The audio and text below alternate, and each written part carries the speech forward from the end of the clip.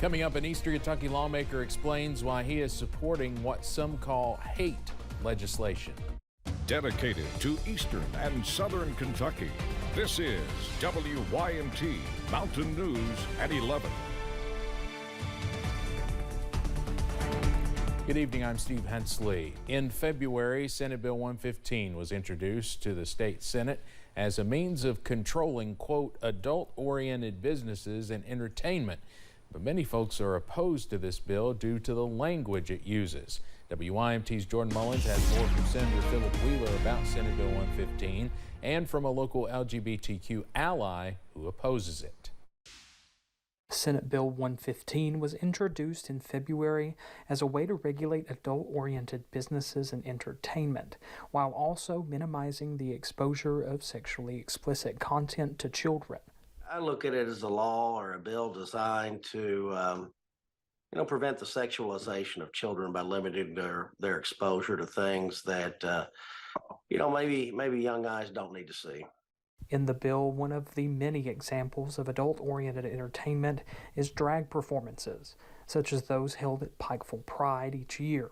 But allies of the LGBTQ community say it's more than just drag shows, and fear that the wording of SB 115 is too broad, limiting everyday expression, theatrical performances, and even popular movies. Anything that has anything to do with gender bending or non-binary expression or, Mrs. Doubtfire would fall under this. I don't think that people realize how severe and dangerous this is. Senator Philip Wheeler argues that this bill is less about inhibiting those in the LGBTQ community from expressing themselves, but more about allowing children to stay innocent. To me, sexuality is something that should remain in the bedroom and in your private home, and I don't think it should be displayed out on the street, and I definitely don't think it should be displayed in front of children. And, I think that's essentially what Senate Bill 115 is getting at, and that's why I co-sponsored it. But those that oppose the bill are worried about what will be targeted next. I hate to see a bill and see legislation and get down that slippery slope of, well, when this happens, then what happens next? But it's really hard not to wonder whenever the bill at stake is so widely encompassing as is. In Pikeville, Jordan Mullins, WYMT Mountain News. Kentucky Theater Association President Phil Neese also reached out to us via email and added this bill's, quote, unspecific and broad terms could lead to the policing of theatrical performances at all levels, especially when some performances require these gender-twisting roles. Hundreds gathered in Frankfort today to push for the passing of Senate Bill 63, known as the Crown Act. CROWN stands for Create a Respectful and Open World for Natural Hair. Senate Bill 63 received bipartisan support and passed out of committee last year. Teachers, students, and state leaders rallied inside the rotunda, sharing signs of support and their stories of hair discrimination. And I'm not even going to get into the correlation between hair straightening products and uterine cancer and fibroids. So it is literally physically harming Black Kentuckians to continue straightening their hair, and we've got to create policies and solutions for all of Kentucky.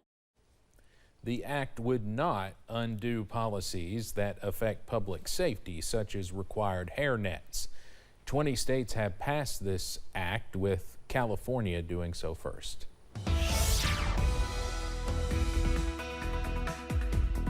Well, after a record warm March 1st throughout the mountains, we're starting to see those showers push into the region.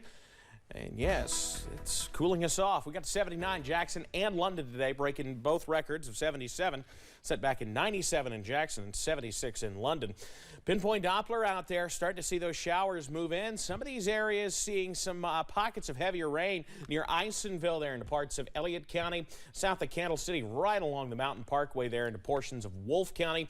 These storms in Breathitt County producing winds up to 40 miles per hour, hail to about a half inch in diameter if it's making it to the ground there. there, and one right on top of Hazard. You heard it here on the roof here over the last little bit. Parts of Whitley and Knox counties down toward downtown Barberville and even toward Williamsburg seeing the heavier showers right now. Some thunder, some lightning, but the severe weather remains to the south, and I think that's where it stays overnight. We still do have that level 1 marginal risk for severe weather tonight, so it is something to watch, but I don't think our severe weather threat is too high. We'll be around this evening. Keep an eye on it.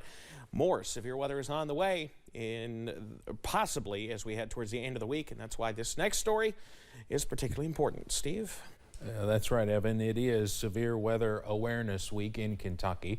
And earlier today, students and staff at Roy G. Everso Elementary School participated in a statewide tornado safety drill. Principal Derek Lewis says drills like these are important to them, and they practice a wide variety of situations throughout the year.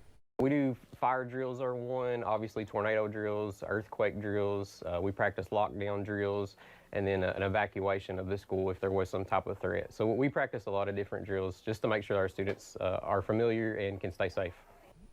Severe Weather Awareness Week is each year from March 1st through the 7th. Tomorrow is also, of course, the 11th anniversary of the worst tornado outbreak in eastern Kentucky's history on March 2nd, 2012. Earlier today, one Northwest Kentucky organization was at County Line Community Church in Perry County to help those impacted by last year's flood. For Good Community serves areas in need through partnerships with retailers and other organizations, dropping off clothing, furniture, and other items. Those with the organization say they feel blessed to impact communities in this way and say if others have the resources, they should consider giving back as well. Just find people in your life that you can make an impact with. It may just be giving an extra shirt to somebody that can use it, or just cleaning out your pantry and giving that to a family that's suffering food insecurity. So we're a firm believer, and we always tell people you don't have to be a nonprofit with truckloads of stuff to help people. You can help somebody with just kindness from your heart. Those with For Good Community add that their work is not done here yet. They were here immediately following the flood and say they will come back to check in again in the next few months. A Powell County man is running 900 miles around the Red River Gorge, all in an effort to bring awareness to human trafficking. Chad Hedrick explains why this runner is taking up a cause so dear to his heart for young women he's never met. It's a beautiful day to be out running, but it is a little warm. Ultra-marathon runner Simeon Bates is pacing himself. Right now I feel great. He's running 8-minute miles through Powell County and the Red River Gorge. And it's day one and I'm only 9 miles in. He'll log 30 miles a day throughout the month of March. Right now it's easy. Bates is using his skills for a cause bigger than himself. It's exciting. I feel like there's a lot of good momentum behind what I'm doing, and so that's really motivating for me. His motivation? Bringing awareness to human trafficking in India. His mother-in-law, Mala Malstead, come on, Sam! was born in India. She heard about the atrocities of young women forced into brothels. There would be many, like 15, 12, 10 young girls lined up. And started an organization with her husband called Freedom Firm. The purpose is to rescue young ladies in those horrible conditions. As of 2006, the organization has saved 900 girls. In their honor, Bates will run 900 miles through this curvy terrain and raise money for others to be saved. This is just a way for me to get attention for this cause. The goal is to raise $100,000. It'll pay for attorneys and help these young ladies restore their lives. For Bates, having a little girl of his own brings these issues to light. Shola, what's Daddy been doing this morning? Running? Since having a daughter myself, I can't imagine a worse scenario. It's not just an overseas issue. Community members have told Malstead human trafficking has happened in her own county. I have heard about it in Powell County. There is a thriving drug culture here, and that girls are being used for sex. Putting one step in front of the other, Bates is running on motivation. All it takes for evil to prevail is for good people to do nothing. 870 miles to go, and he believes it's worth every mile. That was Chad Hedrick reporting. If you would like to donate to Freedom Firm's cause to stop human trafficking, you can find this story and more information on our website. We now know the name of the woman found dead in southern Kentucky. The Whitley County Sheriff's Office identified the victim as 37-year-old Anna Whitehead.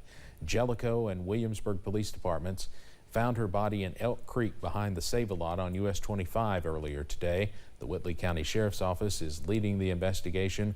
Her body was sent for an autopsy.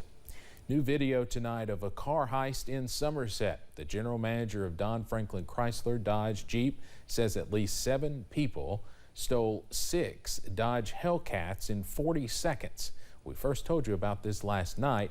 4 of the cars were taken from the showroom. The keys were inside. You can see the suspects hop in the cars and drive off. The other 2 were taken from the lot. 5 of the cars were recovered. At least 1 of the suspects is in custody. State police arrested Chavez Jones. He's from Alabama, which is where one of the cars was found. He's facing a list of charges, including receiving stolen property.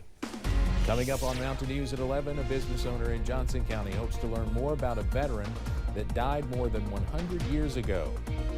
Plus, continuing to watch the potential for showers and storms with heavy rain already moving back in. Breaking down that threat next.